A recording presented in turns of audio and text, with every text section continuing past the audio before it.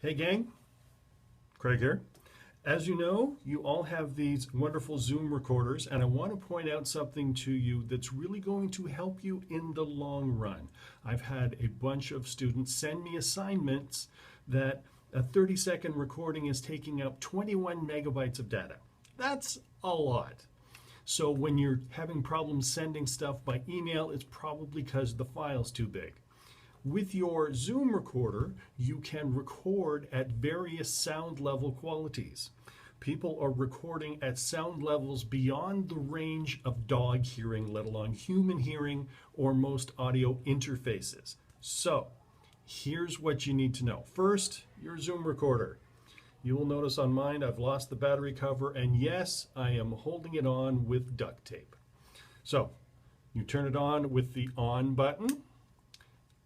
It is press and hold until the little display lights up. There you go. You can see also how much room you have for data in this recording. That depends on how you set a couple of settings, and it's really important to know this.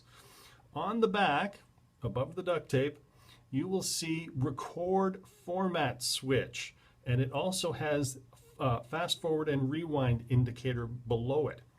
If you set it to wave, you are going to record a full wave file, full CD quality, and it takes up a large amount of data, 10 megabytes per minute of stereo CD quality.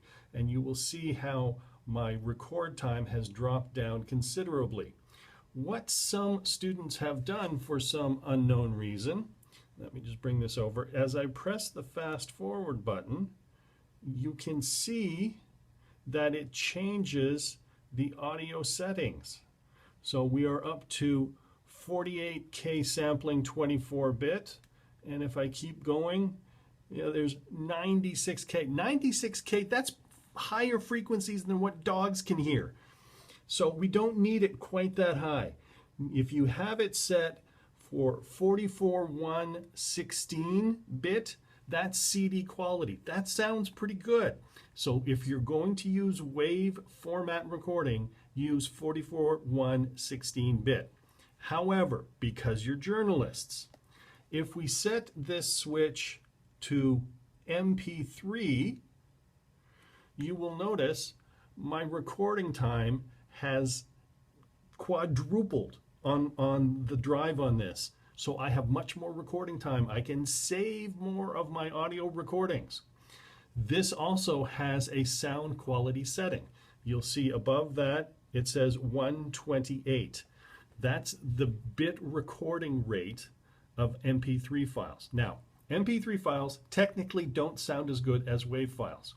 However, the industry uses MP3 files everywhere.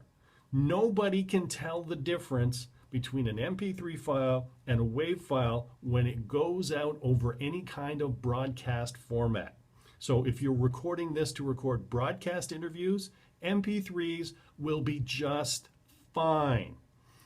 If you're recording this for recording a scrum and you're just going to take notes and write a story afterwards, it doesn't matter the recording quality because it's not going to get broadcast.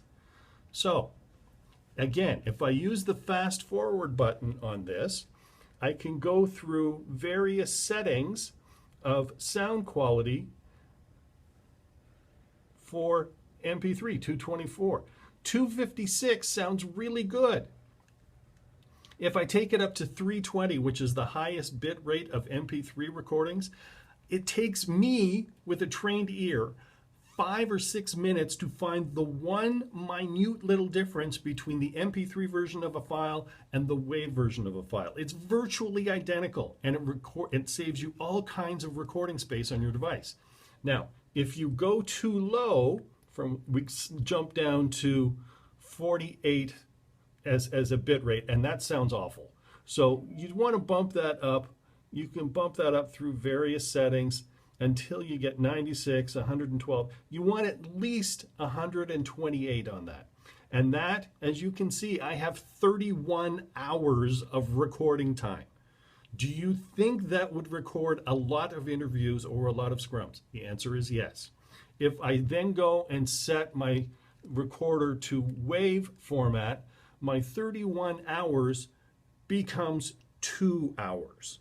Now, that's still a lot, but if you're recording a lot of data and recording interviews along the way, say you're working at Parliament Hill, you would want this set to MP3 so you have the most available record time.